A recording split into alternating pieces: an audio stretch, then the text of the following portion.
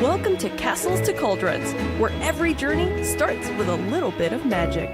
Welcome to episode 21 of Castles to Cauldrons. I'm your host, Jason Davis. I'm joined with Rachel and Terry tonight. Micah somehow got sick. I guess there's something going around the podcast. So, Terry, you're up next week. And then, oh, God, please don't say that. We're officially of drinking age. The podcast is of drinking age. Yes, we are. Oh, wow. Micah, we hope you feel better, and we want to see you next time. This week, we're going to do our brackets for the March Madness that is officially over. So our March Madness brackets is going to be pretty fun. I'll let y'all, we'll kind of get to that here in a minute. We're going to start with some news like we usually do. First is a pat on the back for me. A couple of weeks ago, I went on a rant about how Disney needs to open both water parks if you're going to advertise 6 theme parks in your advertising, and they listened. It was because I went to our Disney rep and I said, I have an agent, Jason, who says Disney has 2 water parks. They advertise it as 2 water parks, but only one of them's open at any given time. Why aren't both open? Yeah. And she heard, and look what happened. Our Disney rep is making changes, and I love it. We thank you, Lauren. The fun thing was that Disney decides to announce this on April Fool's Day. And everybody's like, is this real? Because the water park's been closed, like we said on previous episodes, since COVID. At least one has been open. The other one's been closed on and off. So Blizzard Beach still is going to be closing for a brief refurb, but it will reopen on May 21st through September 13th. And we talked a little bit with the dining package last week that we think that has a lot to do with Epic Universe. I think this also kind of is coming along with Epic Universe. Hey, we've got 6 theme parks. They've only got the 4. You know, we can kind of play this game a little bit more with them. And it's reopening the day before Epic comes out or Epic opens. And on top of it, you have the free entry into one water park if you have booked a resort stay package. So that's on the day of check-in. So now you don't have to 100% going to Typhoon. You can choose which one you want to go to. I think it's a win for all of us. Like, I've never been to the water parks. I do not look good in a bathing suit. Don't want to look like a beach whale. That's my stance. I'll stay away from those water parks just for y'all's sake. I think it's good that they're doing it for like the summer months as well, because I think they realize that there's going to be an uptick of attendance at the water park. They're going to need the capacity. If they're offering the free water park on arrival day, you know, they're going to have another park to be able to satisfy the need. Yeah. Before we started recording, me and Terry were talking about how it was like 90 degrees already. And it's probably like 120 degrees down in Florida. So this getting into the water park on that day you check in, being able to relax a little bit before you go into full mayhem. I do like it on the arrival day, like Rachel was talking about, and you mentioned too, because a lot of times on that arrival day, whether you fly or drive, you kind of get there and you're like, well, if it's a half a day, should we buy a park ticket? Because we don't want to waste any time on this vacation, but we kind of need to rest up, like you said, Jason, before the mayhem starts. So here's a nice thing that we can do. We can, mom and dad can kind of sit back and relax a little bit because, well, I don't go down water slides and really play in water parks, but some people might. While the kids play and get some energy out from being cooped up, whether in a car or airplane, and you kind of get your vacation started on like a more relaxed, mellow tone than sometimes hitting the park. You have all good intentions of flying in and landing and hitting the parks, but that's a long day. You know, but you want to make the most of your vacation. So I think this is a really good move. And I think Epic opening, like we said earlier, it's only benefited the consumer as far as Disney's concerned, because they're kind of up in their game with discounts and opening both water parks and everything so that their customers can, or, you know, people visiting can get the most for their money and choose Disney over Epic in some fashion. And this also is bleed over to the Halloween season. Disney starts doing Halloween in August. So this would be a good go into the water parks when you get there, have some fun, relax, let the kids run around, really get some stuff out, go get dressed back at the room into your costumes and go back into Not So Scary that night for your first night. So you still have a full day of stuff that you can do, but you're not wasting a day either. Second big piece of news that is also, in my opinion, an answer to everybody going to Universal. Airport baggage drop-off has returned to the value resorts right now. It's only for Southwest Airlines. You must check your luggage before 1 a.m. if you have a 1 p.m. flight or earlier. After flights for 1 p.m. or later, you have to check your bags at least 4 hours before or 1 p.m., whichever one comes first. So if you have a 7 p.m. flight, you have to have your luggage turned in by 1 p.m. But if you have a 4 p.m. flight, you can 4 hours before that. So it's a good thing. When this was announced, the term Disney bubble has reappeared in Walt Disney World for the first time in a long time. And I think that's a positive thing for Disney and for Walt Disney World. Mm-hmm. No, I think it's a step in the right direction. I think they're starting small and only with one airline and only with the 5 resorts. Do I think it's an answer to Epic a little bit? Maybe. But I also think they're bringing back the value of a Disney vacation. This was something that was already in place. They took it away and now they're bringing it back because people realize that the value is not what it used to be. So here's why I say I think it's kind of a response to Epic. I don't think it's full on Epic response like we have to go. This is going to save us. If you have your luggage picked up from Disney, it's easier for you to stay there the entire time. I'm flying in, taking my luggage, and I'm going to drop it off for them to carry it back. I think it's one step to bringing back Magical Express. If it was like the after 1 p.m. thing, like 4 hours before, after 1 p.m., I don't know, or before 1 p.m. I just feel like I just leave my stuff at Bell Services, so it doesn't really matter. And when I get an Uber from my resort, I mean, I guess it stops you from having to go back to your resort if you're in the park. This isn't what Magical Express was to begin with. Let's also make sure that's clear. This is not like you drop your bags off and then they magically appear at your room right now. This is just you're dropping your bags off at the value resort that you're staying at, and they show up at your home airport when you get there. I think that's kind of maybe where Disney needs to focus right now. Agreeing with Rachel, because one thing Disney does better than anybody else is service and like concierge type service. Like she said, she can drop her stuff off at Bell Service and then she goes and does what she wants until her Uber gets there. And I've never dropped anything off at Disney and worried about it not being there when I got back. And I mean, we've had laptops in there and we don't carry anything expensive to Disney, but everything you need for the week is there. We've had strollers dropped off. We've had groceries dropped off, everything. And it all is magically never disappeared. There's never been a wrong order gone to the wrong room. So I think Disney is doing a great job of getting back to what Disney does best, and that's just service. They always, before COVID, and since COVID still, but a little bit less, they've outdone everybody on service. And that's what makes the Disney bubble, is that basically if you want it to happen within reason, it happens. It's magical. You want to buy a souvenir and it's sent back to your room, you could do that. You don't have to carry it around a park all day. I do bring that back though. Like, yeah, I think you can still buy something and it gets sent to the front of the front park gate now. But I want to be able to buy something and have it shipped to my room and not have to even worry about going to I forgot I had to stop by Emporium exactly. and pick up my 16 bags of buying stuff from all over this park. You have a kid. I have 2 kids. We're getting it when we're 10 o'clock at night. We're getting on the bus. Everyone's tired. I've got to pack up the stroller to get on the Skyliner or the bus or what. Last thing I want to do is put 3 bags in my hands in addition to everything else I'm carrying. So I think if they bring back the concierge service, that kind of puts it a little, gets that little nudge. Like we could go over, we could stay at Universal Resorts and then take a trip over to Disney. But Disney Resorts will do all this other stuff for us that Universal doesn't do. So we'll stay at Disney maybe and then just spend a day at Universal, but come back and spend the majority of our time at Disney because their service and their resorts and everything are so much better than what Universal offers. I agree.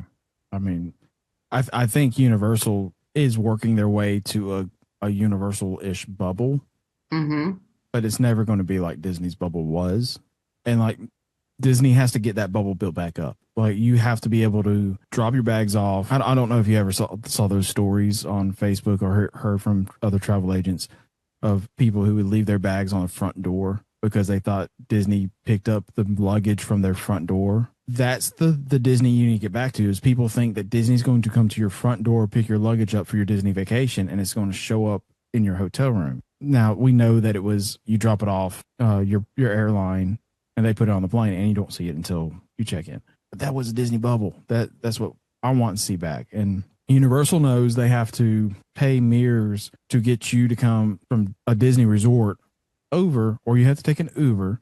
Mm-hmm. But that's so hard just to go through all those steps of calling Mears and saying set up your times to be picked up on the day you want to go there, and then the time you want to be picked up to go back to your resort. Third and final news story that I have is it's a long time coming. Toy Story Land, Woody's lunchbox finally got some shade after 3 years of being constructed. They've put a Rector set, I guess, on top of this seating area, and they, for some reason, California Imagineering decided, hey, they don't need any shade in this land anyway. And it took them 3 years to build, let's just say, a pavilion. I mean, for lack of better terms, my biggest thing is that it took Disney 3 years to build a pavilion when Epic was built in like 4 years, a whole theme park. And it took Disney this long to build something so small. Yeah, I saw the pictures of it and I thought, wow, that took that long to erect. I don't know. I just think that could have went up like in a week. Like already have it built, put it together overnight, something. Yeah. It I didn't think that it. You walk into the park and it's there like, oh, they put this here. That's great. Right. Yeah. It looks that simple that it should have been that simple. Either they overthought it. I don't know. Didn't think it enough, but for what it looks like, I don't think it was worth 3 years, even a year. Toy Story, like I mentioned, none of that land actually had decent shade. I think the only ride that had really good shade was Alien Swirling. Mm-hmm. Oh, yeah. It's underneath. Yeah. And you had a little bit of shade for the last like 30 minutes of your wait in Slinky Dog. Oh, because they have the umbrellas. Well, even then, like they brought those out after the fact, but you go under. Oh, yeah. You're underneath there. You have one side that you do a switchback through, and then you're going into right. the load mode. So it was very much a second thought on, hey, we need to put shade in this area. So hopefully when they move Imagineering down to supposedly move Imagineering to the old Galactic Star Cruiser, some of this stuff starts getting fixed and they build shade in Cars Land and the supposed Villains Land. Well, it just makes you wonder, even if it was engineered in California, you feel like someone in Florida should have been like, hey guys, the seventh level of hell down here sometimes. We got to have some shade. It seems like a really small thing that got overlooked. I mean, anyone, I feel like during the process could have been like, hey guys, do you think we need some trees, the sails, like you see at playgrounds, anything like that would help, especially when they first opened with Slinky Dog Dash, the lines just wind around and around, it's hot. And I would say Toy Story Land is probably the hottest place in Hollywood Studios at any given point. Well, yeah, they fixed Slinky Dog pretty fast. They put some tarp type shade structures in that extended queue and it works, but they still have the eyesore of green umbrellas lining up half of the fence line. Yeah, that's not something you want to see. I was just saying it looks like exactly what it is, and it's afterthought. Yeah. It doesn't blend in with the land. And it goes also with Star Wars. When you go into Galaxy's Edge, like Oga's Canteen, they have the red umbrellas. Mm-hmm. That because they didn't put any shade for people waiting to go in there. And it's like, why is this such an afterthought in Florida? Honestly, I just always assumed, I'm not a Star Wars fan. I assumed that that's because that's how Star Wars aesthetics. Yeah. Terrain didn't lend itself to like trees and things like that. But it does, because the outside and where Rise of Resistance has trees. So you're just in the city center of this outpost. And it's like, okay, they should have shade though, because you do walk through the marketplace and there's shades in the marketplace. I just wish they would have done something. I always sound anti-Disney, and I'm not anti-Disney. I just want Disney to do better. Disney is the reason I love the theme park, and to see them struggle so much on little things like this, because they are so much, and they preach that their attention to detail when they design these things. It's like, if your attention to detail is there, then you're not going back. It's been 7 years. I still can't believe it's that long. Yeah, but why did it take 4 years to go, hey, we're going to build shade now? And then why did it take 3 years for them to build the shade? That's, if your attention to detail is there, that should have been fixed within 6 months. Well, Star Wars Land opened August of 2019. like they didn't learn their lesson from Toy Story. Because once again, Star Wars was designed for Disneyland, put it into Hollywood Studios. Disney, like you go into Galaxy's Edge, it's the same layout besides a couple of little spaces. Mm-hmm. And they have a third entrance by Big Thunder that we don't have, but the A-Wing's still there. They moved it across the way over there, if I remember right. But other than that, it's the same exact layout. They save money by saying we're going to design it for both parks, and then Yeah. don't think about plumbing when it comes to trying to get water out. That's why we have flooding in Florida in Galaxy's Edge. They don't think about the hotness, so that's why we don't have shade. It wasn't designed into California's. It's not going to be designed into ours. That's my rant. I'm not going to make this a habit. Well, I also think Disney suffers from kind of just being itself because they have set the standards so high. Like you said, they're the reason you love theme park. They're the reason why when you go to other theme parks, you're like, oh, well, this sucks. But it's not Disney, so I'll let it slide.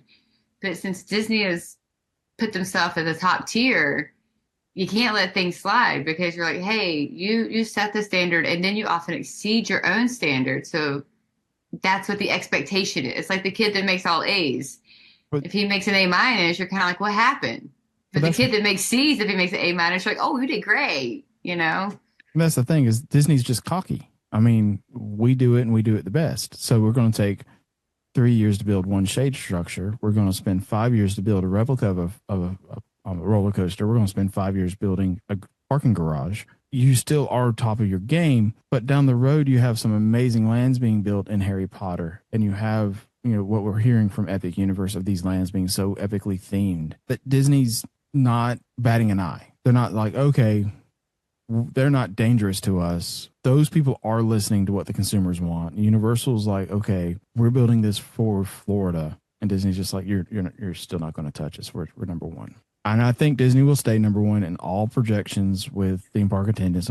It's going to take Universal something big or somebody build something huge to take Magic Kingdom off the number one theme park in the world. For a while there, Universal theme parks were jumping up in those attendance, and it wasn't because Disney wasn't good. It was because Universal was doing stuff a little bit better when it came to building their attractions and rides.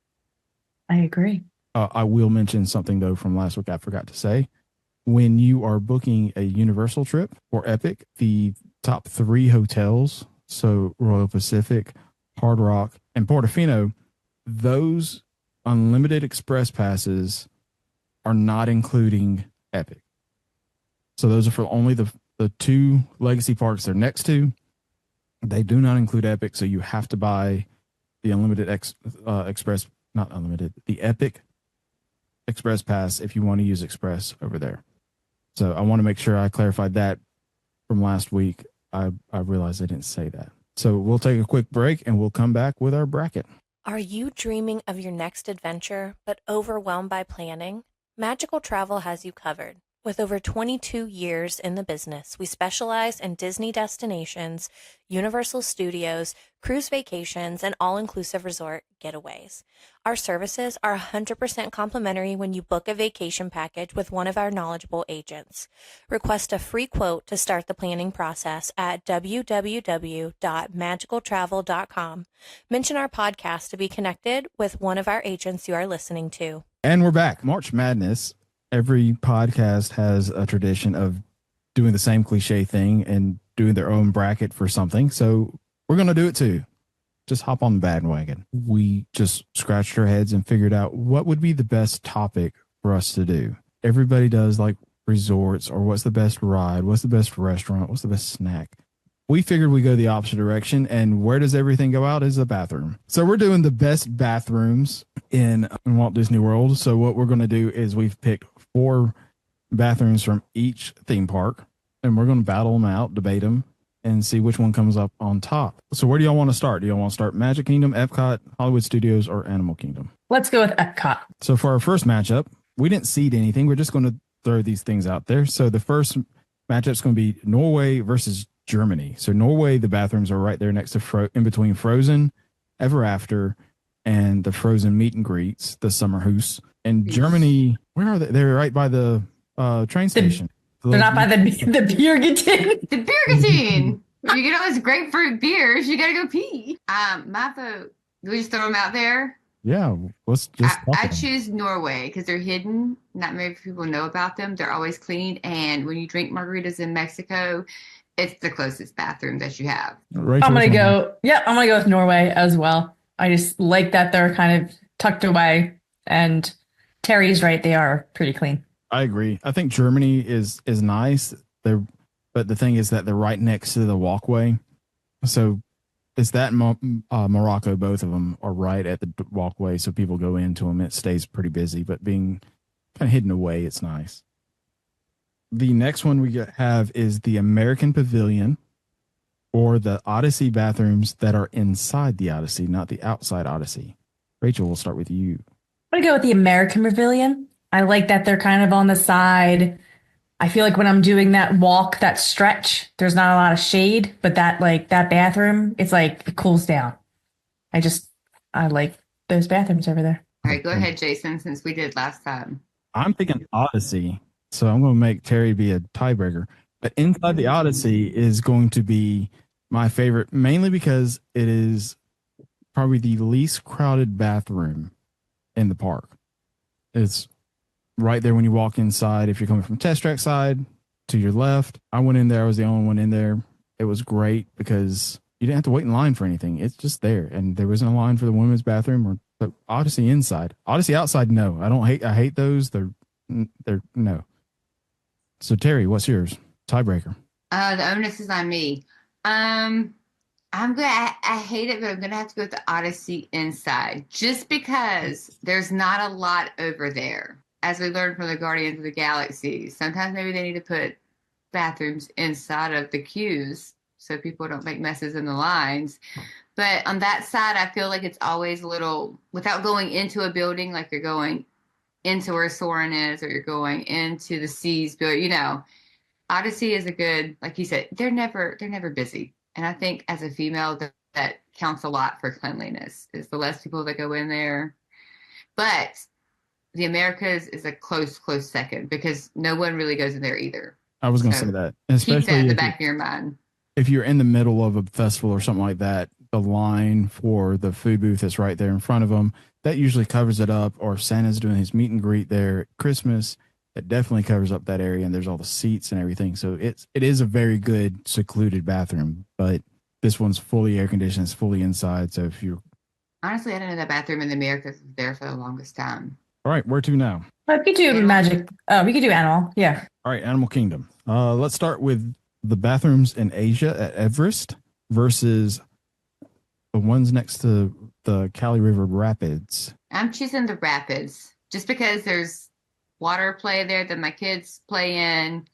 We always do the Rapids. I feel like it's maybe the water makes me have to pee more. I always use them, and they're fairly clean. So we'll just say the Rapids.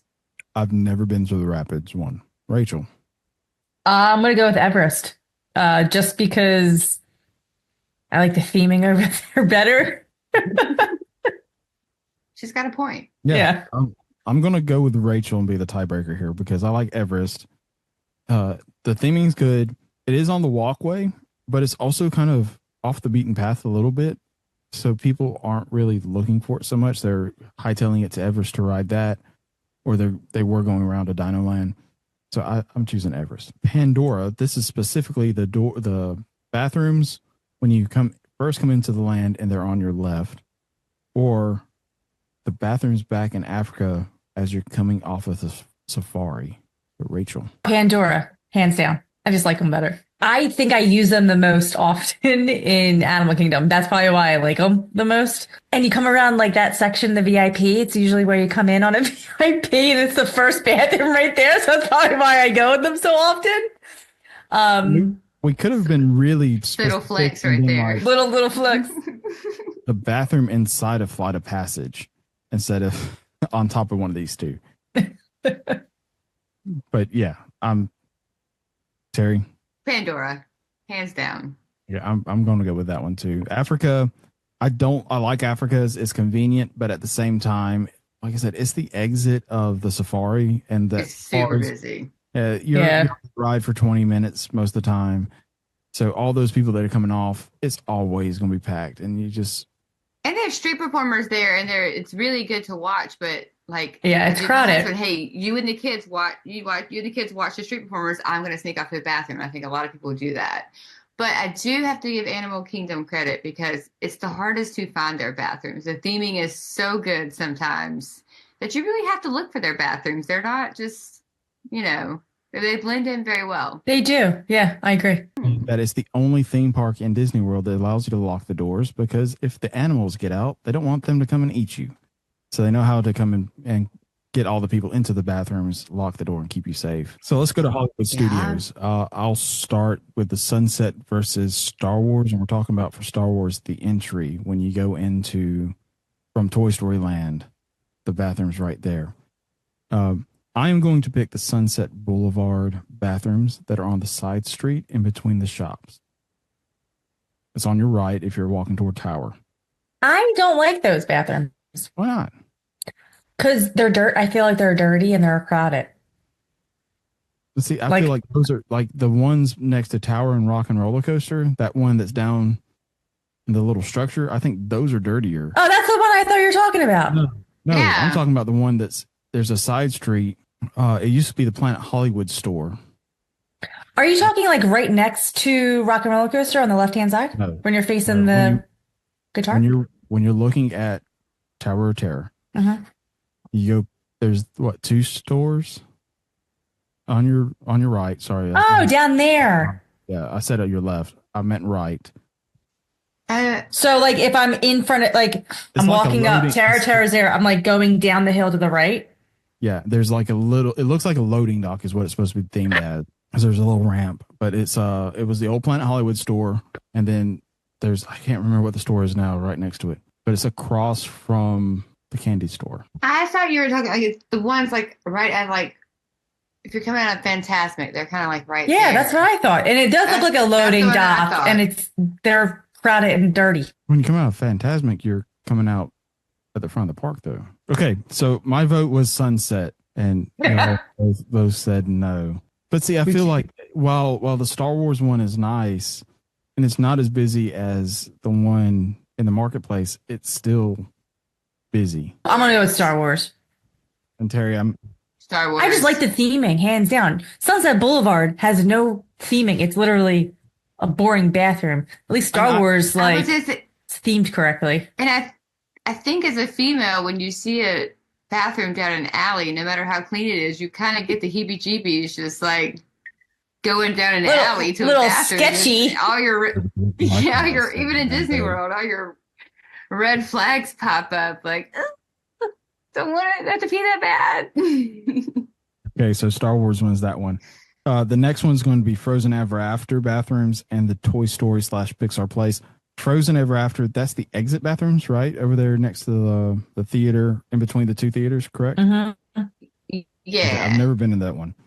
Toy Story Pixar, that's the one on the corner when you're first going to turn into Toy Story Land. Then you have Pixar Place right in front of you. Rachel, which one? I'm going to go with Toy Story Land on the corner. I'm going with Frozen just because in that area, that's the only one I can ever find.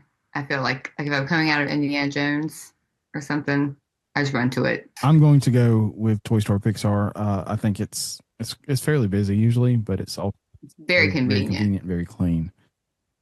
All right, so we'll go to Magic Kingdom, Gaston versus Storybook Circus. And the Storybook Circus one is the railroad station bathrooms. Gaston's is the one that's actually behind Gaston's Tavern. So Terry, which one? This is a hard one because I do like the one at Gaston's Tavern because they're kind of tucked away. And I do like the ones at Storybook. I'm going to go with Storybook just because they're less busy.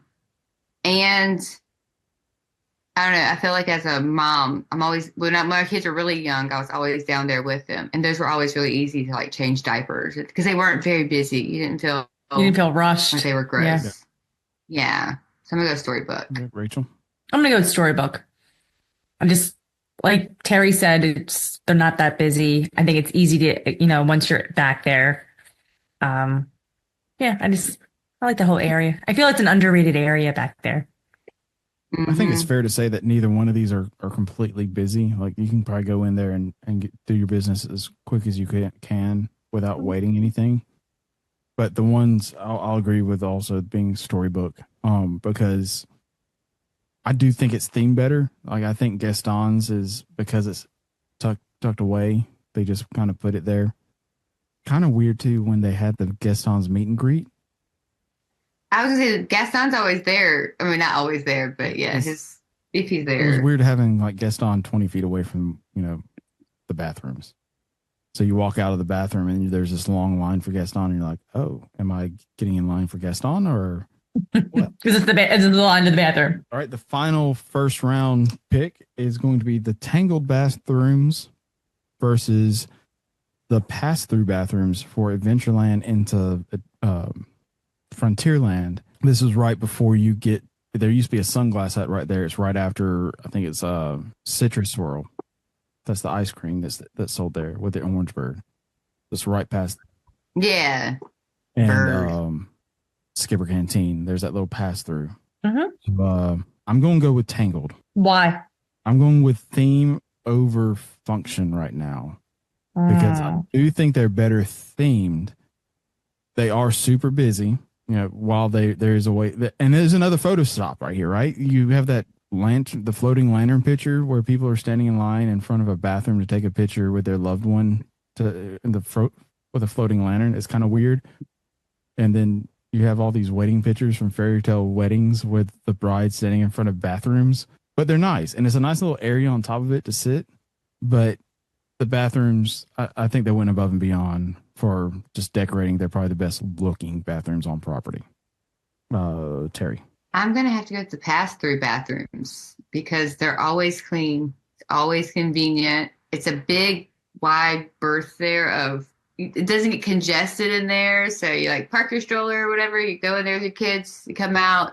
Or if you're single, you don't have any, it's real quick, real in and out, always clean. And I love the theming of the Tangled, I will say. You're right. They are more beautiful, but as a female, I got to go with cleanliness above all else. I think they're like it's the frying pans. I don't know. I've not been in the female bathroom, obviously. But the frying pans they have above the sinks in the men's bathroom, I assume they have them in the women's bathroom too. It's just kind of cool that they've thrown that all in there. All right, Rachel. I do love the Tangled theming, but the functionality, how busy they are, how it's a cute little area, but it's filled with strollers. Like it's tough. It's like, it gives me anxiety having to go in that little section. It's just too crowded for me. I'm going to go with the pass through based on functionality, cleanliness, in and out. Like, I don't want to wait 10 minutes to get into a stall.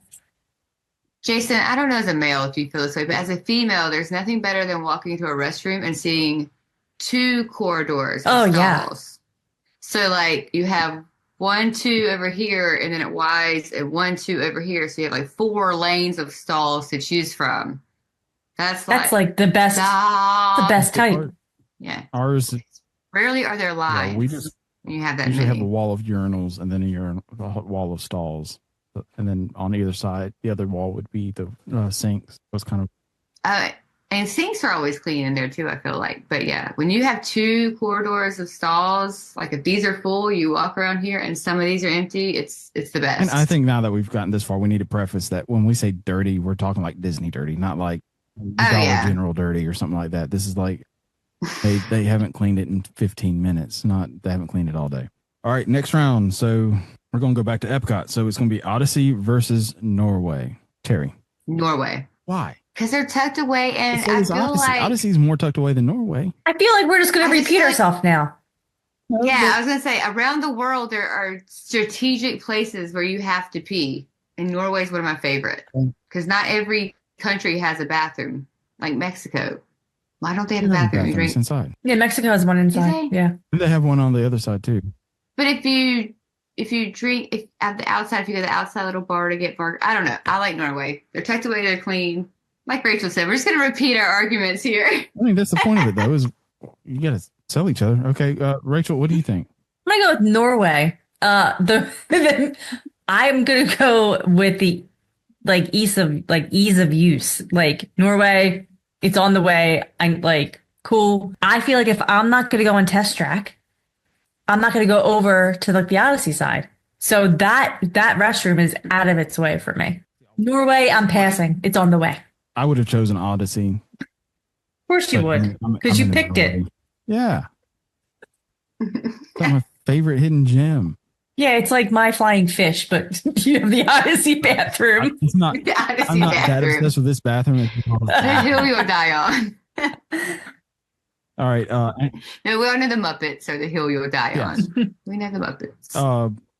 What about Animal Kingdom? It's going to be Everest bathrooms versus the Pandora bathrooms. So, Rachel. I'm going to go with Everest because I just like how it's blended into that wall. I just like the theming of it. It's very incognito. Terry? No, we'll let you go this time since that way the onus is the way you get your opinion. It's different. Yeah, we don't need to be in the tiebreaker. I was going to say Everest. Oh, see, I was going to say Pandora, so like you would have been the tiebreaker. That's what makes it good, though. Everest goes through. So Everest. But you went last time, so I didn't want the same thing to happen again. All right. Hollywood Studios, Star Wars versus Toy Story Land. I guess I'll go first on this one, and I'll do Star Wars. And I'll say it because I like the theming of Star Wars better than I like the theming of this one. The Pixar Toy Story bathrooms look like a corporate bathroom versus going into Star Wars. It's pretty good, pretty well themed. Terry.